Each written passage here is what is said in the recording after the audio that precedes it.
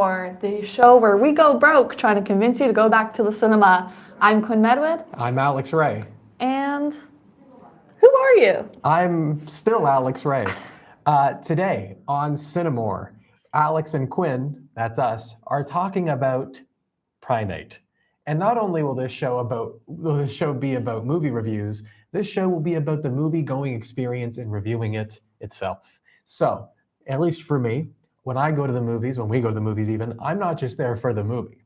I'm there for the movie-going experience. I'm talking snacks. I'm talking about seats. I'm talking about discounts. Do you care about all that? I love the movies. I love the cinemas. If I'm going to see a movie, I want it to be an experience. Going to the cinema is now becoming a lost art because of streaming services, and we want you to go back. Desperately. We go almost multiple times a month, regularly. I am a Cine Club member. Shout out Cineplex.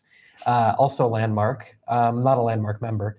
But we decided this is a great way to give a sort of taste of what it's like to go to the movies in the year of our Lord 2026, and what that experience is like, not just in what movie we're seeing, but the overall experience. So that will be what this show will be about. So without further ado, why don't we get into it? The meat and potatoes, if we will. Yes. Or should I say the popcorn and the soda? Oh! It's so funny. After you. Oh! Can we pull up the photo of outside of the Oshawa Cineplex? Yep. This is the Oshawa Cineplex, and this is where we saw Primate. Each week, we will be trying to go to a different Cineplex or cinema to review it. Come back to us. We love this cinema. We love this Cineplex, sorry. We go quite often. I don't really have anything to say. The Oshawa Cineplex sits comfortably in Oshawa, between obviously Curtis and the Durham region area in Clarington, and with Whitby. Whitby itself does not have a Cineplex. It instead has a Landmark, the only independently owned theater in the area of Durham. The Oshawa Cineplex also sits comfortably by that entire North Oshawa Walmart Plaza and with other North Oshawa stuff. And it's a larger than usual Cineplex. It's not the biggest Cineplex I've ever been to, and the one in Toronto we went to is much larger. It is humongous. But this one is sort of the middle ground. This is your mom and dad's Cineplex. This isn't a small one, but it's pretty average in size, I think. We went to go see Primate in theater number 2 specifically, because when you go in, you find out which theater you're in. And we were under seats F8 and F7. Let's pull up the photo. Oh yeah, of the we have seat picture, I think. Yes, we do. That is exactly where we sat, and we sat with a lot of people. I think we did. This, full disclosure, we went to go see Primate on January 13th, almost a month ago. Yeah, and we were planning to do this episode the week after it happened, but things happen, Yeah, and it's okay. But can we show inside of the movie theater, maybe perhaps? Yes, so here's a shot from the inside of the Oshawa Cineplex. To the left there, you have your beautiful, delicious concessions, your popcorns, your sodas, your nachos. On the right there, you get a glimpse of the arcade that every movie theater has. And towards there is the right hand of the theaters. I believe our theater was to the left. It was to the left. Yes. Come back to us, please. Thank you. And our showing was at 4:40 p.m., which is exciting. It was a Tuesday, so I had done my show. I don't know if you had done your show that day or not. I don't think I did. No, okay. Well, our Tuesdays are usually our movie days. Mm-hmm. So we saw Primate. I had a large popcorn and a large Coke from Cineplex, and you had? I had nachos and a cherry Coke. I don't like the traditional movie theater snacks. I hate popcorn. I think popcorn is disgusting. So I will always be bringing my own snacks. Now, hold on. No, this is news to me. You don't like popcorn? I have told you this multiple times. So why do you have half of mine? Don't lie. Anyways, I think movie theater snacks should be whatever you want. I did like the nachos. I think the nachos were okay. The cheese was a little gross. I was say you were wincing. The cheese tasted like pure chemical, but Was it good chemical? It was kind of good chemical. The salsa was good, and I love a good cherry Coke. How was your popcorn and your large Coke? You also, worth mentioning, bought the cherry Coke from Dollar Tree. Yeah, I usually head to Dollar Tree before. So that was snuck in. My large popcorn, my large Coke, it's what it's all for. That's what we're all in for. Again, like I said, half of the movie experience is the snacks and the treats, and popcorn and movies go together like movies and popcorn. Like it's literally, oh, perfect timing. Oh my Yeah. goodness, there it is. There's my There's actual popcorn bag I enjoyed. Yep, and he finished half of it before the movie even started. I always do. There is this ad before most Cineplex movies in which an old man is depicted grabbing one popcorn at a time before the lights go down and he goes ham. Quinn once told me, that's me. True. It was good though. Good popcorn. Not the best popcorn. Large Coke. I usually go medium. I went large this time because I'm worth it. Okay. Why don't we get into the actual movie? Yes. Can we pull up the poster for Primate? Yes. Also apologize because we're going really off routine. Are we? Poster for Primate. Here is the poster for Primate, and it says something's wrong with Ben, and Ben is the little monkey. Back to us. He's the Primate. So can you tell me what is Primate? I am so delighted. Who's Ben? Who's this little guy? What's a Ben? Well, nothing much. What's a Ben with you? The movie Primate, Lucy's tropical island homecoming turns deadly when her family's clever chimpanzee Ben becomes rabid. With her father away and no help coming, paradise becomes a prison as Lucy and her friends fight for survival against a pet they once trusted. So these people in Hawaii have a pet monkey, and the pet monkey gets rabies. Sorry, not monkey, Primate. And that's the premise. It's a slasher. It's a horror movie. And that's kind of the premise. It's a slasher film, but the antagonist is a primate. A chimpanzee. A chimpanzee, in more particular, Yes. a little guy named Ben. That basically sums up, I believe, the premise of the movie. I don't think we're missing any points. Like I said, it's a horror, it's a slasher, it's a monkey. You kind of get it. And I would like for you to start with your thoughts on the movie. If you know me, I love movies. I have a radio show about movies. I am Mrs. Movie. And this was fine, honestly. I think with slasher films, it's so easy to fall into cliches and everything. And this fell into a lot of cliches. Was it good? It was a good movie. I did enjoy watching it. The slasher was just a monkey this time, you know? There was a lot of good practical effects. Almost everything was done with practical effects. Yeah. The monkey, Mr. Ben himself, was actually played by a person for a lot of it.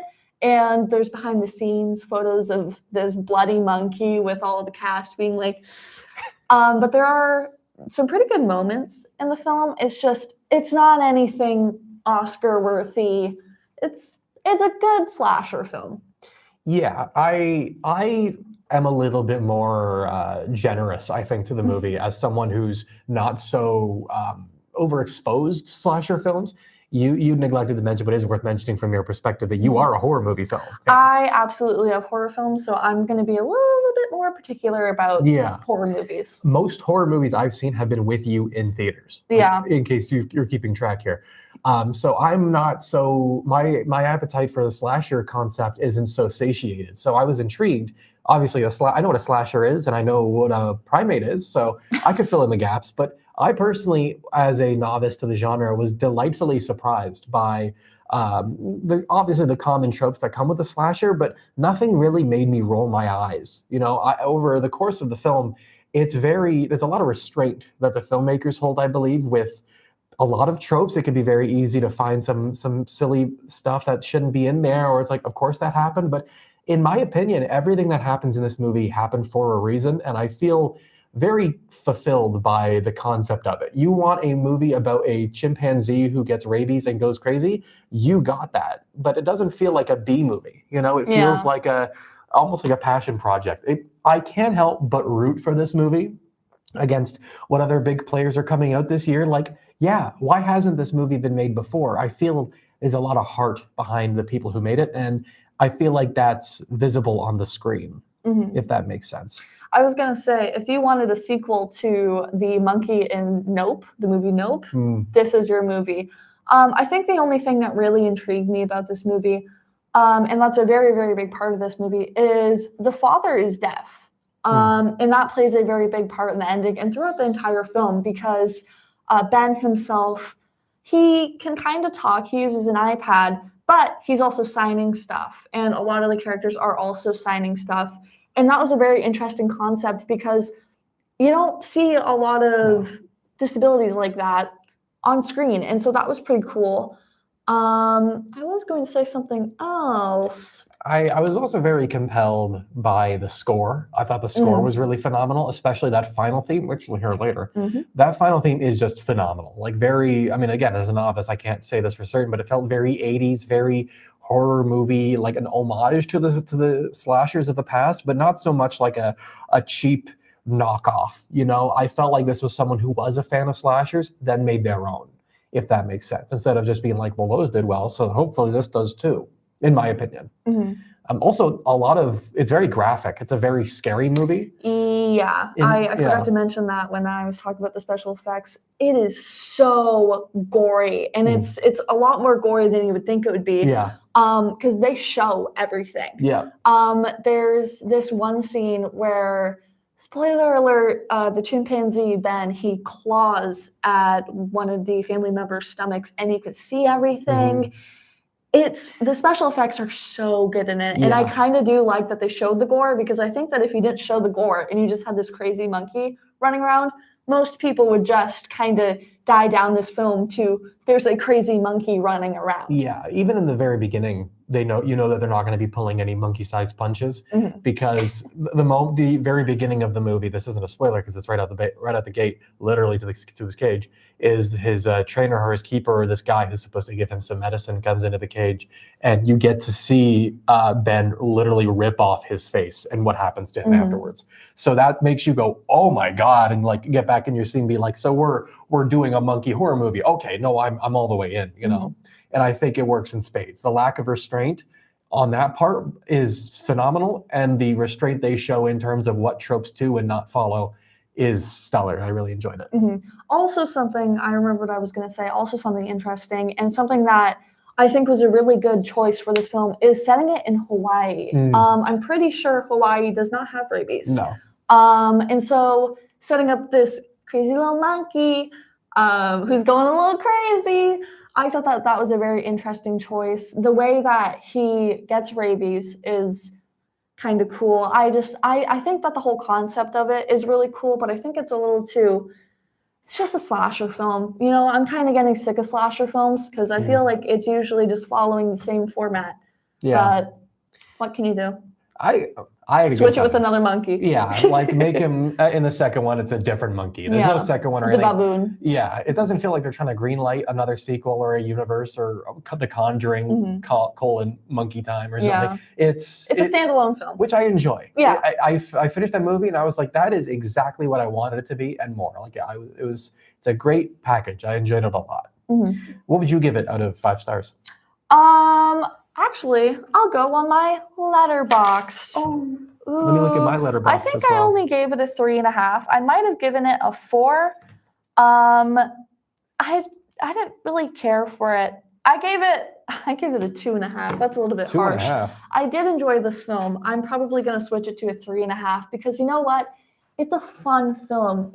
Not all films have to be this crazy thing where it's like, whoa, I just had an epiphany. It's a monkey. It's a chimpanzee, and he's running around and killing people, and it's cool. Quite frankly, I gave it 3 stars. I want to retroactively bump it to because I liked it more than you. I think you really liked it, and 3.5 feels generous for you. I'd give it 3.5. I almost want to give it 4 just because I liked it more than you. Yeah. In comparison. I enjoyed it. Also, it's very difficult, the times we've seen horror movies together, we've seen movies like Hard Eyes, we've seen Terrifier. It's very difficult to want to care about the characters. It's very easy to just want to get to the gore. But I think this movie, for me at least, walked the line between caring about the characters, but also not needing their backstory, you know? Yeah. So many movies these days feel like we need the answer to the why, you know? All I need is, okay, so the monkey has rabies because of this. Okay, I'm sold. That's all I need. But I still kind of care about the character relationships, you know? You think, oh, my favorite character won't die. And then they do. And it's graphic and awful. And it really holds no punches, neither Ben nor the people who made the movie. And I respect the monkey out of that. I was actually going to say something. I think that's something that this movie does incredibly well is the trope of someone showing up and then there's someone who shows up to help dies. They did it fantastic. They set it up in the first half of the movie. And these guys were just frat boys. And it was so fun to see them later on in the movie explore the house that's all Bessie Yeah. because the chimpanzee is killing people. And every kill is different too. Every kill is really unique too, Mhm. which is awesome. I think that was probably my favorite part of the film because I feel like with that trope, it's so easy to just be like, oh, well, he's hiding behind a door and he's Yeah. gonna get you. But there's a scene of Ben and he's hiding behind this curtain and it's draping over his face. That's almost terrifying. That's a great segue to the trailer because I think that shot's in the trailer. I think it is. Can we play the trailer for Primate right now? Never mind. No, we can't. It did not work, but you should watch the trailer. And the next time we do an episode, we will have the trailer loaded up. But hopefully, I would say watch this movie. In my Letterboxd review, I did make a note of saying that they are always trying to make monkeys look bad because I feel like they're so.